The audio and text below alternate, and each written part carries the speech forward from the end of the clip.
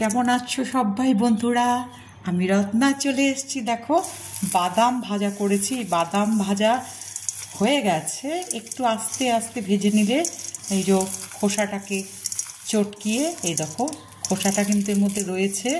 আমি পরে খোসাটাকে কিন্তু ছাড়িয়ে নেব, তখন বাদামটা আলাদা হয়ে যাবে। তো আজকেই বাদাম ছাড়াতে ছাড়াতে আমি আমার জীবনের ভীষণ একটা গুরুত্বপূর্ণ একটা উল্লেখযোগ্য বলতে পারো একটা ঘটনা আমি তোমাদের সাথে শেয়ার করতে চলেছি।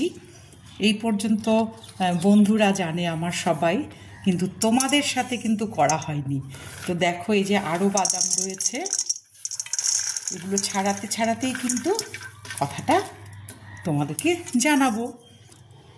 তো বিবাহিত জীবনের মাত্র 6 মাস যখন আমার বিবাহিত জীবনের শুরুয়াত, তো সেই সময় আমার শাশুড়ি মা ভীষণ অসুস্থ হন। তো আমরা তাকে নিয়ে আসি। আমরা তখন একটা নতুন ভাড়া বাড়িতে, একটাই রুম, কিচেন, ড্রয়িং, বেড। তো শাশুড়িকে তো ডাক্তার দেখিয়ে নিয়ে এলাম। আসার পরে শাশুড়িকে নিয়ে বিছানা একটা, ঘরে অনেক জায়গা, কিন্তু তখন সেই ক্যাপাসিটিটা ছিল না যে আর একটা ম্যাট্রেস, পিলো, মশারি সব কিনে যে দুটো বিছানা করে থাকবো। তো বিয়ের ওই বেড কভার, একটা ম্যাট্রেস, খাটের মধ্যে দুটো বালিশ, একটা সাইড পিলো, এই নিয়ে চললো। আমরা 3 জনে কিন্তু শাশুড়ি মাকে নিয়ে, তার ছেলে আর আমি এক বিছানায় রইলাম। 1 দিন 2 দিন নয়, এইভাবে কেটে গেল 3টে মাস।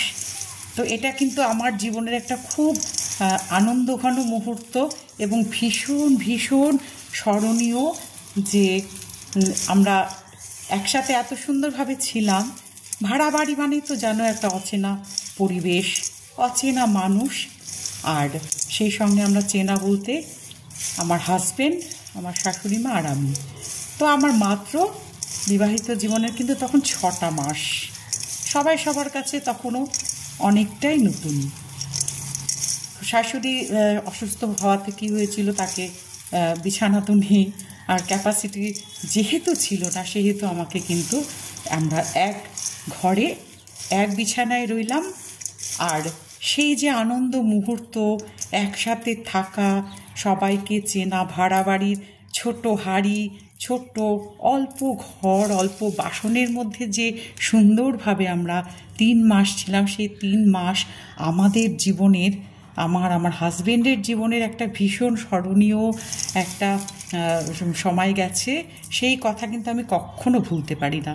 আর দেখো, তখনকার বুঝতেই পারো অনেকটা আগের কথা। তো সেই সময় তো মানে ম্যাট্রেস চাইলেই তৈরি ম্যাট্রেস পাওয়া যেত না। বেড কাভার, পিলো, হ্যাঁ বেড কাভার কেনা যেত, কিন্তু পিলো টিলোগুলো বানাতে হতো। এখন যেমন রেডিমেড বললেই তৎক্ষণাৎ অর্ডার করলেও চলে আসে, তখন তো ছিল না। তো সেই সময়টায় ওই যে আনন্দ ঘন মুহূর্ত, একসাথে থাকা, এক বিছানায় এক ঘরে, সেই কথাটা আমি আজও ভুলতে পারি না। আমার ভীষণ ভালো লাগে। আর সেই কথাটা কিন্তু আমি তোমাদের সাথে আজকে শেয়ার করলাম, কারণ আমার বন্ধুরা তো সবাই জানো যে প্রেজেন্ট যখন এমন চলছে, তো পাস্টটা তার কীরকম সেটা কিন্তু জানা উচিত।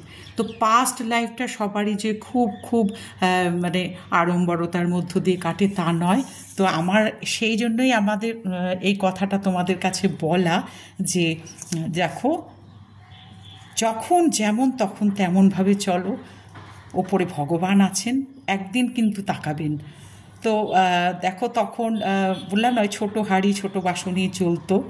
তো এই ছিল আজকের একটা সুন্দর মুহূর্তটা আমি তোমাদের সাথে শেয়ার করতে পেরে নিজেকে আমার সত্যি ভালো লাগছে। তো কথায় আছে না, যদি হয় সুজন, তেঁতুল পাতায় নজন। তো দেখো, শাশুড়ি মা বলেই হয়তো সেটা সম্ভব ছিল। আর সেই জিনিসটা, সেই যে সুন্দর একটা ভালো লাগা ভাবটা কিন্তু আমি সব সময় আমার মাথায় থাকে, মনে থাকে, আর ভুলতেই পারি না কিছুতেই। খুব ভালো সময় কেটেছিল, খুব আনন্দের কেটেছিল। সেই জন্যই পুরোটা আমি আজকে সেই দিনের, সেই 3 মাসের ঘটনাটা সংক্ষেপে তোমাদের একটু জানালাম। সব বন্ধুরা ভালো থেকো, দেখা হবে পরবর্তী ভিডিওতে। টাটা।